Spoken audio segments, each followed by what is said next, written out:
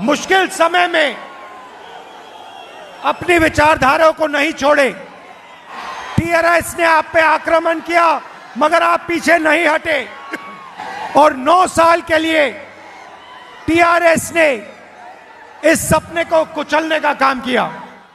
आपने कोई सपना देखा था और टीआरएस ने कुछ और कर डाला और अब टीआरएस पार्टी ने अपना नाम बदल दिया, नया नाम लाए हैं बीआरएस, मतलब बीजेपी रिश्तेदार समिति।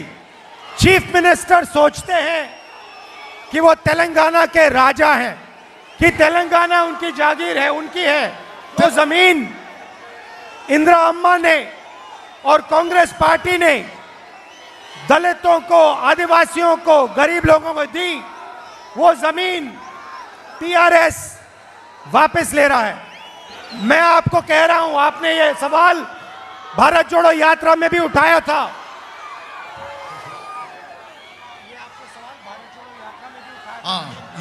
ये जमीन चीफ मिनिस्टर की नहीं है, ये जमीन आपकी है, ये आपका हक है और ये जमीन जो आपकी है वो कांग्रेस पार्टी आपके हवाले करेगी। भ्रष्टाचार में आपके चीफ मिनिस्टर ने कोई कमी नहीं छोड़ी। कलेश्वरम प्रोजेक्ट में 1 लाख करोड़ रुपए उन्होंने लिया, छीना। धरनी पोर्टल के बारे में आपने मुझे भारत जोड़ो यात्रा के समय समझाया कि चीफ मिनिस्टर आपकी जमीन किस प्रकार से छीनते हैं। मिशन ककटिया में उन्हें जबरदस्त भ्रष्टाचार किया। समाज के हर सेक्टर से उन्होंने कुछ ना कुछ चोरी किया है। किसानों से, दलितों से, आदिवासियों से, युवाओं से, सबसे आपके चीफ मिनिस्टर ने धन छीना है। पार्लियामेंट में कांग्रेस पार्टी बीजेपी के खिलाफ खड़ी रही मगर टीआरएस और आपके चीफ मिनिस्टर ने बीजेपी की बी टीम का काम किया। जब हमने किसान बिल का मुद्दा उठाया तो पार्लियामेंट में टीआरएस ने बीजेपी की पूरी मदद की। जो भी नरेंद्र मोदी जी चाहते हैं आपके चीफ मिनिस्टर उनके लिए कर देते हैं, क्योंकि नरेंद्र मोदी के हाथ में आपके चीफ मिनिस्टर का रिमोट कंट्रोल है। कांग्रेस पार्टी ने पहले वरंगल में रायतू डिक्लेरेशन किया, उसके बाद हैदराबाद में यूथ डिक्लेरेशन किया और आज आपके लिए एक ऐतिहासिक कदम उठा रहे हैं। चयुक्ता वायदा 4000 रुपए हर महीने सीनियर सिटीजन्स, विधवाओं के लिए पेंशन, ये एक और कदम है गरीबों की मदद करने का। और दूसरी बात, जो पोडू जमीन है, पोडू लैंड, वो हम आदिवासी भाइयों को देंगे। कुछ महीने पहले हम कर्नाटक में चुनाव लड़े, उधर भी एक भ्रष्ट सरकार थी, गरीब विरोधी सरकार थी। कांग्रेस पार्टी ने उस सरकार को परे कर दिया, हरा दिया। कांग्रेस पार्टी के साथ कर्नाटक में कर्नाटक का हर गरीब व्यक्ति खड़ा हो गया। एक तरफ बीजेपी और उनके अरबपति, दूसरी तरफ कर्नाटक के किसान, मजदूर, दलित, आदिवासी, छोटे दुकानदार, माइनॉरिटीज, पिछड़े लोग सब एक साथ खड़े हो गए। और वैसे ही तेलंगाना में होने जा रहा है।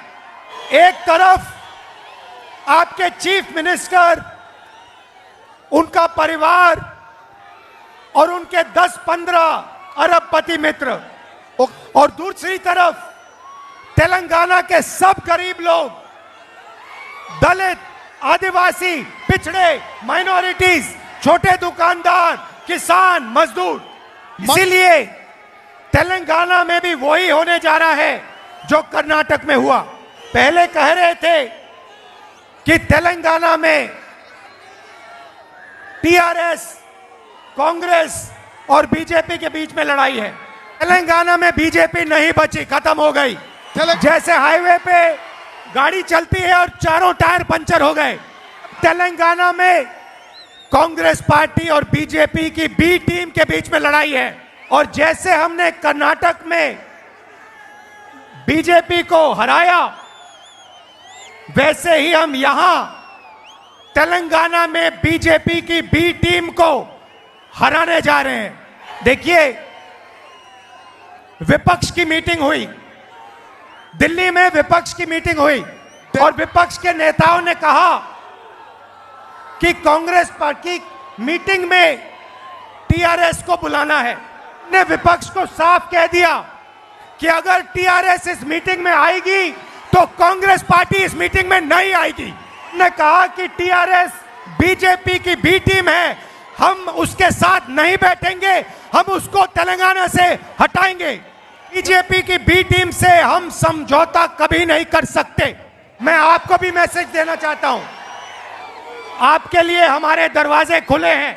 जो भी कांग्रेस पार्टी के विचारधारा का आदमी है, उसके लिए हमारे दरवाजे खुले हैं। जो बीजेपी और टीआरएस के विचारधारा का आदमी है, उससे हमारा कोई लेना देना नहीं है। तेलंगाना को एक और बात समझनी चाहिए, तेलंगाना के युवाओं को एक और बात समझनी चाहिए। केसीआर जी ने भ्रष्टाचार किया, उसके कारण नरेंद्र मोदी का दबाव उन पर है। स्कैम में जो भ्रष्टाचार किया वो सब एजेंसीज को मालूम है।